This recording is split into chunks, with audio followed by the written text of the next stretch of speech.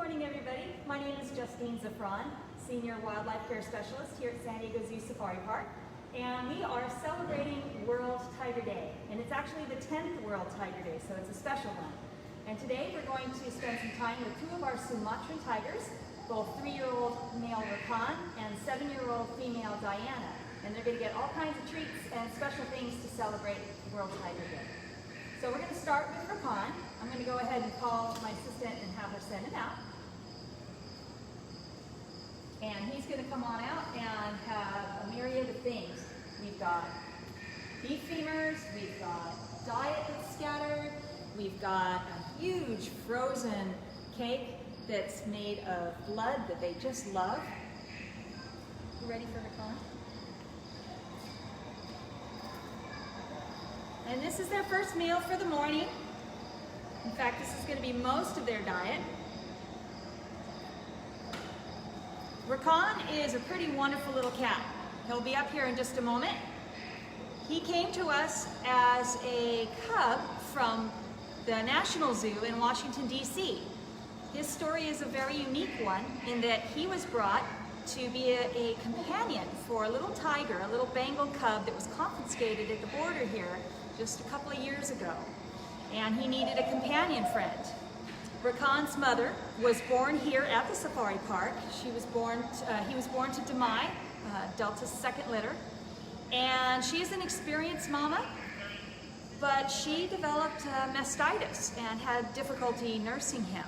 And so the keepers there had to pull him and bottle feed him while she was being treated. And then regrettably, she wasn't ready to take him back after the treatment cleared and her infection was gone. So it kind of worked out well in that there was a hand-reared cub in DC and there was a hand-reared cub here, and we were able to put them together and have them raised together as brothers, which was really wonderful for both of them because they learned how to be tigers together. Being hand-raised by people has its limitations as far as socializing the cats to be the animals that they are naturally going to be. This is Tiger 1. Can you send out Rakan?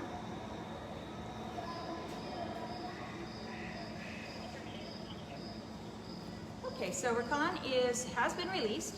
He's probably smelling some stuff just below this platform you're looking at. The door into the exhibit is just below it. And he would come up some stairs and discover all of the good things that are up here for him. Now this isn't new. He knows that typically we put some good stuff up here, but we also often scatter things all over the exhibit. So initially he's just deciding, okay, is this a full scatter day or is there stuff up close?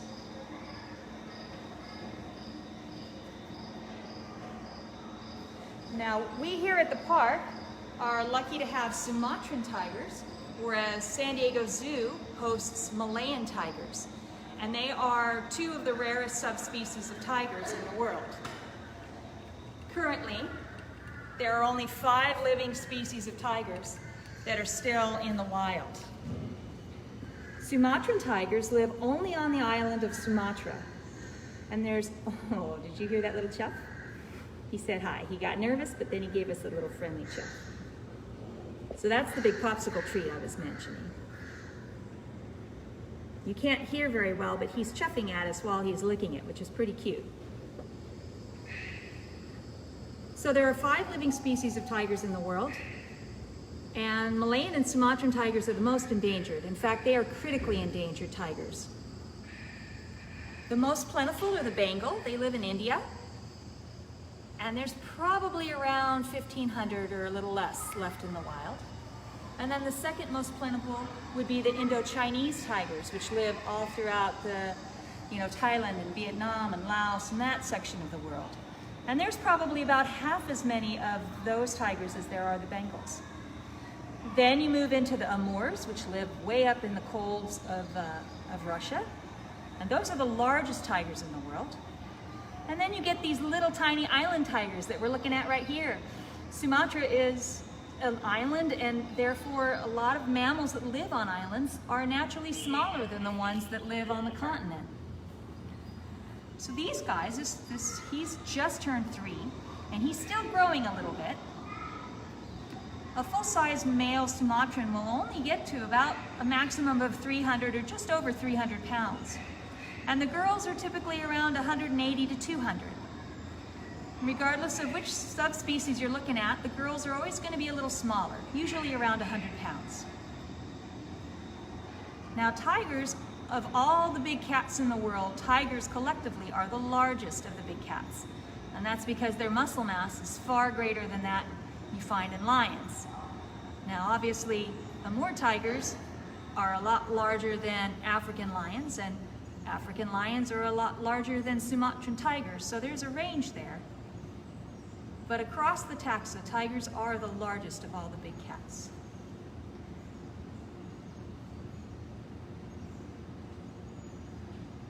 Suki here, or excuse me, Rakan here is one of the sweetest cats that we have had to date. Part of that is because he was hand-reared, so he's very keyed into people. And part of it is their personality. Just like people, all the cats have their own personalities, their own likes and dislikes. He's a very gentle-spirited boy. He really enjoys his keepers.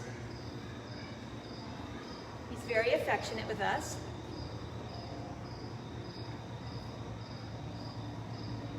He's becoming more cautious as he ages. As you can see with some of his behavior, he's watching us a little cautiously. Considering the camera a little something to be maybe slightly worried about. Not worried enough to stop eating though. He just had his 3rd birthday on July 11th.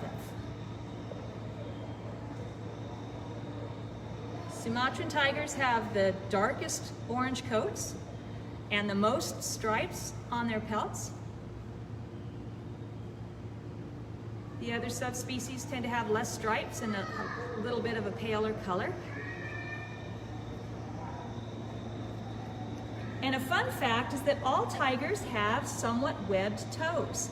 It's an adaptation for swimming. Tigers are the only big cats that seek out the water and regularly swim in the water. So that adaptation of toe webbing helps them travel with less effort on their strokes.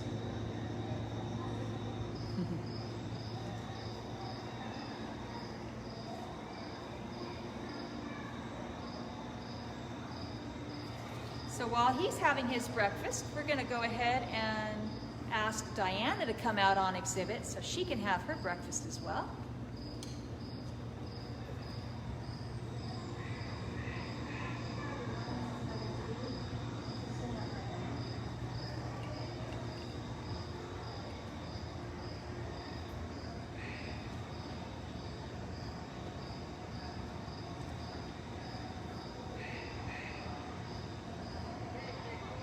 Now, tigers in the wild have a fairly short lifespan. They might only live to be around 10 years or so, maybe 12. But in managed care, in the proper managed care, they can live double their lifespan. And we've been blessed with all of our cats here at the park that they've lived into their late teens and early 20s. So we've been very pleased with that success. Our cats get all the right nutrition, they get exercise, they get companionship, and of course the best medical care and diets. Now Rakan just noticed Diana is on exhibit. She's across from him on the opposite window. One of the nice things about our Tiger Trail exhibits is that for cats that are amicable toward each other, they get to see each other when they're on exhibit. Now Diana is a perfect example of a full-size female. She's a good 7 years old, or she will be on August 3rd. She's just coming up to her 7th birthday. She came to us from San Antonio, Texas. Her mother was also born here at the Safari Park. Delta's first litter had one of the girls was Kamala, and that is Diana's mother. She's checking out everything.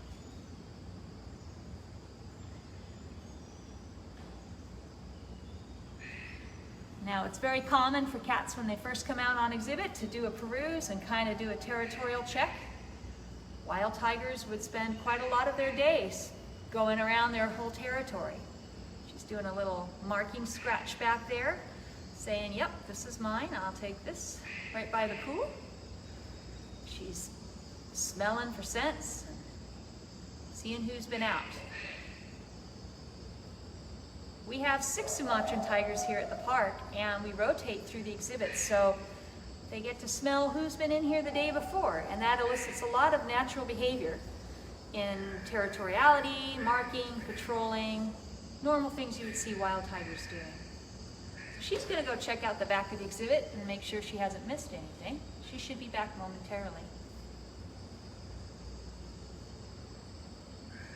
As we celebrate this 10th anniversary of World Tiger Day, it's a good time to reflect on the challenges we still have ahead and the successes that we've been able to come about through research and funding and greater awareness for conserving the natural habitat that these tigers live in.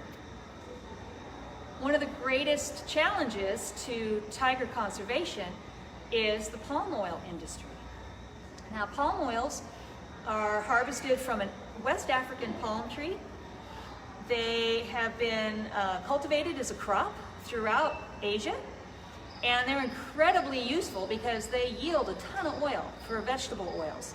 In fact, they yield 4 to 10 times as much oil as other vegetable oil sources. And so they're a really popular choice to cultivate, both for the farmers, for their monetary value. That stuff is in almost everything we use, from snack foods and chips and cosmetics, all kinds of stuff. The challenge is to do so in a sustainable way.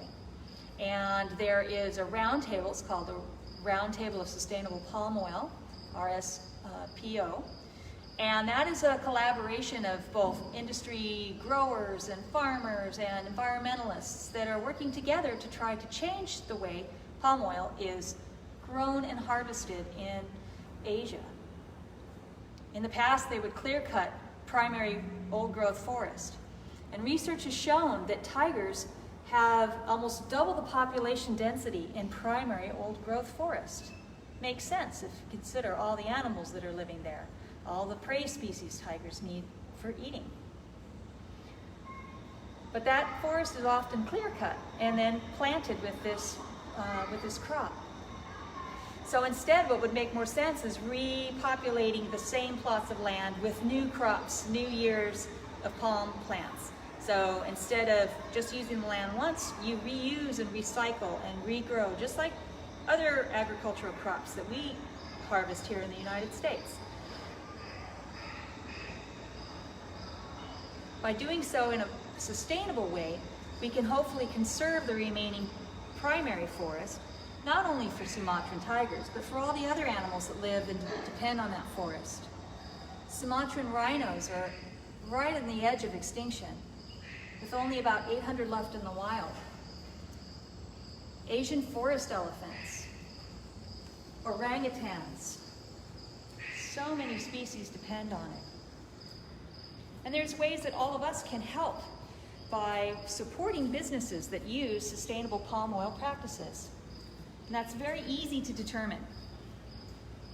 Cheyenne Mountain Zoo has a really great app that they can put on your phone, and you can basically scan products when you're at the grocery store and find out, hey, has this been made with sustainable palm oil?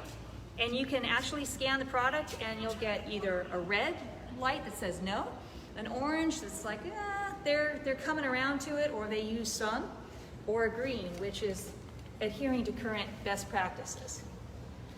And that's a way that all of us viewing here today can make a difference to conserve these cats in the wild. And it's so important. There's only about less than 400 Sumatran cats left in the wild.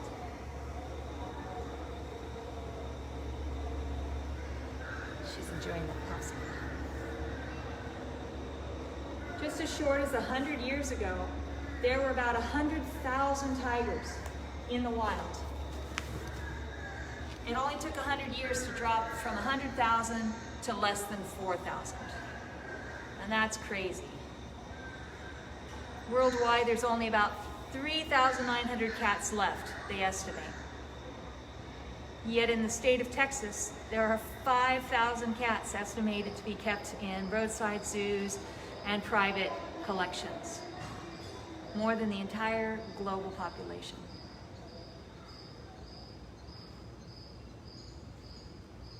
So she definitely knows everything that's out. She hasn't explored the pool yet. I thought she'd be in it by now. That pool is scented with peppermint oil. And you know, I mentioned earlier that the cats like to swim.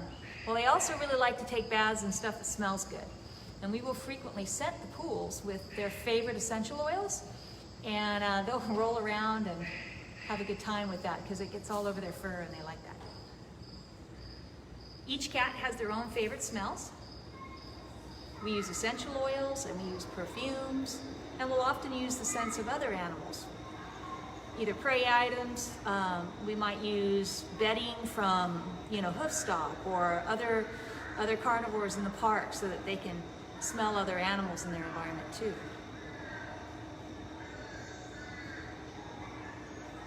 Oils and scents are a wonderful way to enrich your animals at home. We can learn a lot from these beautiful cats here in managed care and apply the same principles of enrichment to our pets at home. If you use essential oils, make sure you dilute them and that the cat doesn't get direct access to the oil, so they can't just lick up oil because it can be toxic if it's ingested.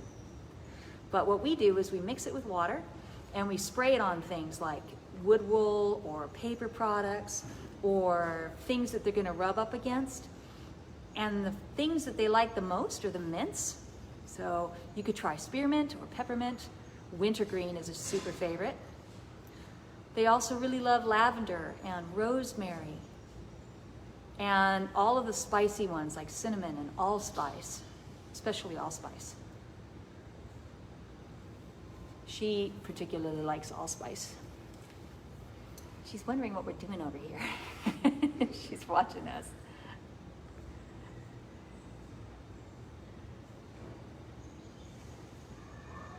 So Diana's a very interesting character.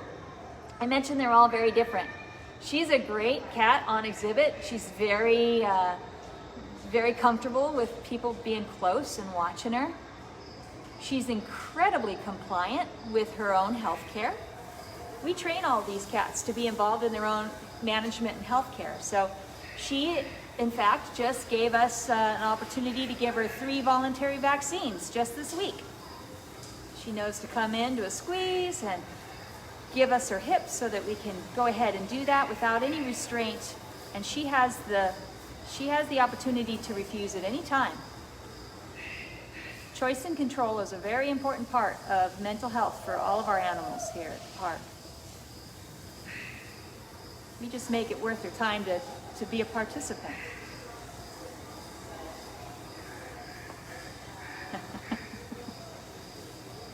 Doesn't know what to make of that coaster, does she?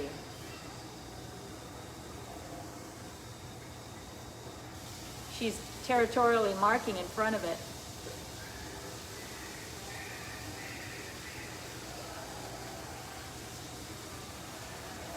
She's like, I don't know. So she's incredibly compliant with training. She's a really smart cat. She picks stuff up really well. But she's a lot less likely to want to hang out with her keepers than Rakan. She's definitely a very territorial and individual female. She doesn't really like to hang out with us so much. Part of that could be the difference between being a mother-reared cat versus a hand-reared cat.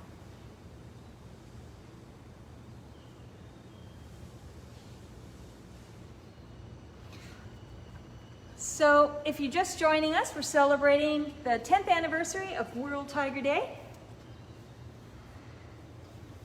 We are very lucky to have a total of 6 Sumatran Tigers here at the park.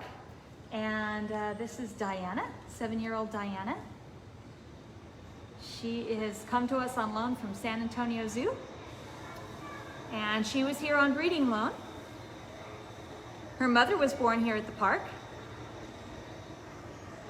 And she has adjusted very well to her new life here in San Diego.